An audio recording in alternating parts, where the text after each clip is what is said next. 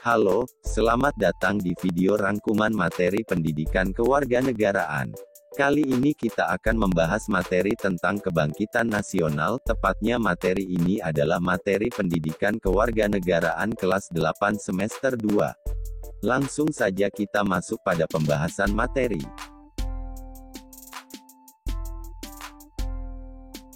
Sebelum kita membahas momentum kebangkitan nasional yaitu pada tahun 1908, dengan didirikannya organisasi Budi Utomo, terlebih dahulu kita harus memahami kondisi bangsa Indonesia sebelum tahun 1908.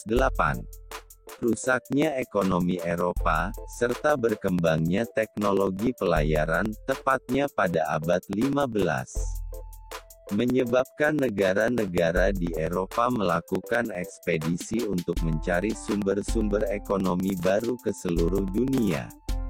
Ternyata kemudian, bangsa Eropa tidak hanya melakukan perdagangan melainkan langsung menguasai dan menjajah negara-negara yang mereka anggap baru diketemukan. Awal dimulainya penjajahan Belanda di Indonesia dimulai sejak didirikannya Verenigde Oost-Indische Compagnie, VOC, pada tanggal 20 Maret tahun 1602.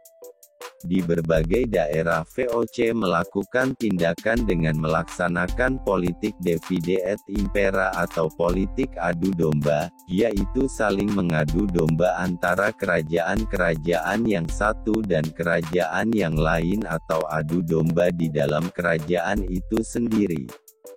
Politik adu domba makin melemahkan kerajaan-kerajaan di Indonesia dan merusak seluruh sendi kehidupan masyarakat Indonesia.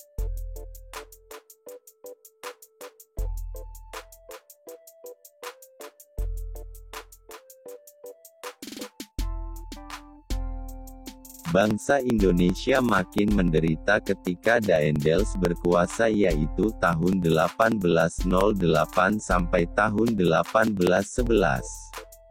Upaya kerja paksa atau disebut juga dengan Rodi guna membangun jalan sepanjang Pulau Jawa Anyer Panarukan untuk kepentingan militer, membuat rakyat makin menderita. Penderitaan berlanjut karena Belanda kemudian menerapkan kultur stelsel atau disebut dengan tanam paksa.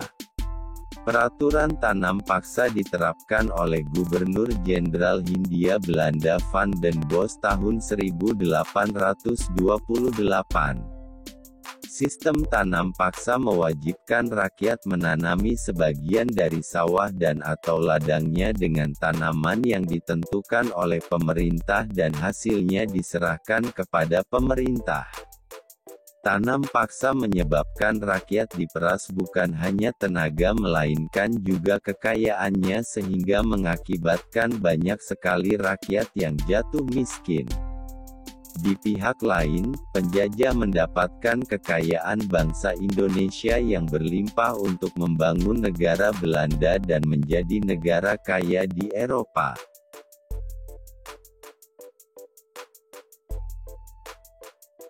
Penderitaan bangsa Indonesia menumbuhkan benih perlawanan di berbagai daerah. Perjuangan melawan penjajah dipimpin ulama atau kaum bangsawan. Beberapa tokoh yang melakukan perlawanan terhadap Belanda diantaranya adalah sebagai berikut.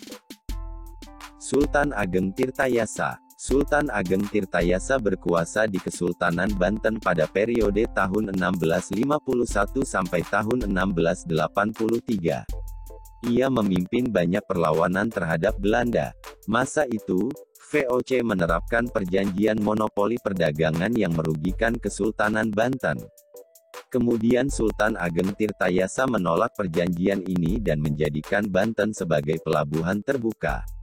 Saat itu, Sultan Ageng Tirtayasa ingin mewujudkan Banten sebagai kerajaan Islam terbesar. Di bidang ekonomi, Sultan Ageng Tirtayasa berusaha meningkatkan kesejahteraan rakyat dengan membuka sawah-sawah baru dan mengembangkan irigasi. Di bidang keagamaan, ia mengangkat Syekh Yusuf sebagai mufti kerajaan dan penasehat sultan. Ketika terjadi sengketa antara kedua putranya, Sultan Haji dan Pangeran Purbaya, Belanda ikut campur dengan cara bersekutu dengan Sultan Haji untuk menyingkirkan Sultan Ageng Tirtayasa. Saat Sultan Ageng Tirtayasa mengepung pasukan Sultan Haji di Sorosowan, Banten, Belanda membantu Sultan Haji dengan mengirim pasukan yang dipimpin oleh Kapten Tek dan Saint Martin.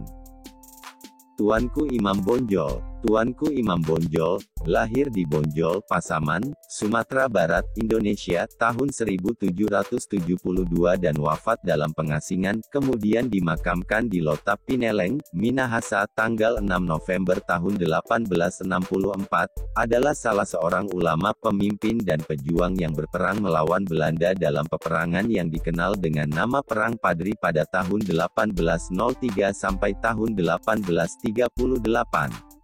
Tuanku Imam Bonjol diangkat sebagai pahlawan nasional Indonesia berdasarkan SK Presiden RI nomor 087 TK tahun 1973, tanggal 6 November tahun 1973.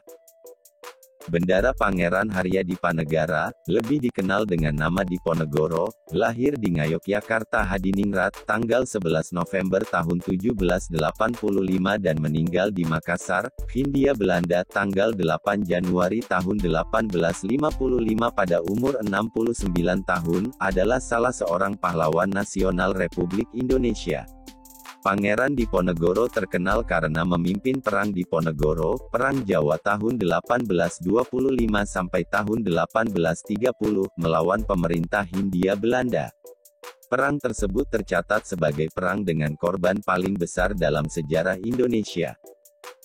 Sultan Hasanuddin. Sultan Hasanuddin, lahir di Goa, Sulawesi Selatan, tanggal 12 Januari tahun 1631 dan meninggal di Goa, Sulawesi Selatan, tanggal 12 Juni tahun 1670 pada umur 39 tahun, adalah Raja Goa ke-16 dan pahlawan nasional Indonesia yang terlahir dengan nama Muhammad Bakir Imalombasi Daeng Matawang Karaeng Bonto Mangape sebagai nama pemberian dari Kadi Islam Kesultanan Goa yakni Syekh Said Jalaluddin bin Ahmad Bafaki Al-Aidid, seorang mursyid tarekat Baharun Nur Balwi Sulawesi Selatan yang juga adalah gurunya termasuk guru tarekat dari Syekh Yusuf Al-Makassari.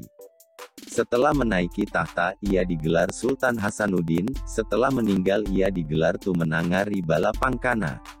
Karena keberaniannya, ia dijuluki The Haantjes van het Oosten oleh Belanda yang artinya ayam jantan dari timur. Ia dimakamkan di Katangka, Kabupaten Goa. Ia diangkat sebagai pahlawan nasional dengan surat keputusan Presiden nomor 087 TK 1973, tanggal 6 November tahun 1973.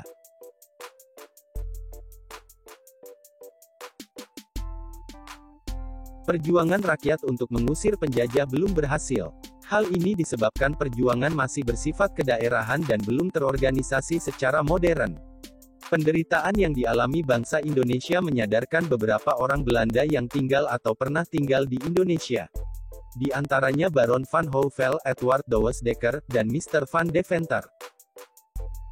Baron van Houvel. Baron van Houvel menjadi seorang tokoh yang secara terang-terangan mengkritik kolonialisme Belanda. Aktivismenya memuncak ketika dia bertindak sebagai salah satu pemimpin demonstrasi singkat pada tahun 1848. Edward Douwes Dekker. Edward Douwes Dekker, terkenal dengan nama samaran Multatuli, menulis buku Max Havelaar pada tahun 1860. Buku ini menggambarkan bagaimana penderitaan rakyat Lebak, Banten akibat penjajahan Belanda.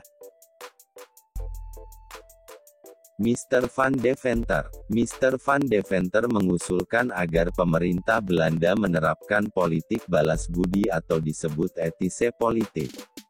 Politik balas budi terdiri dari 3 program, yaitu edukasi, transmigrasi, dan irigasi.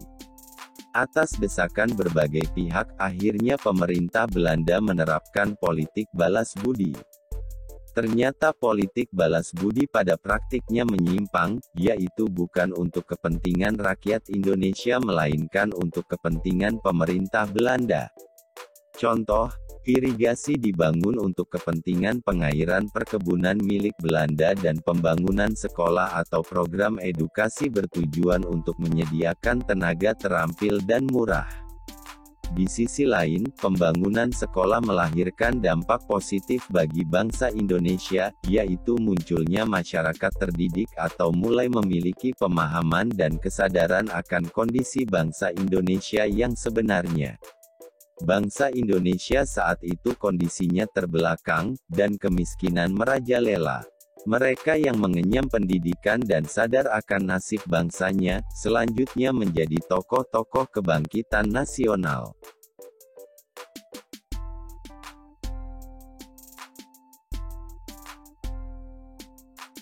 Terima kasih telah menonton video kami.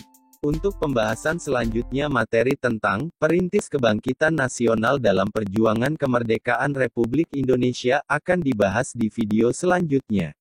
Apabila suka dengan video ini silakan like. Apabila ada yang ingin ditanyakan mengenai materi silakan komen. Dan apabila video ini bermanfaat silakan subscribe. Sampai jumpa di video berikutnya.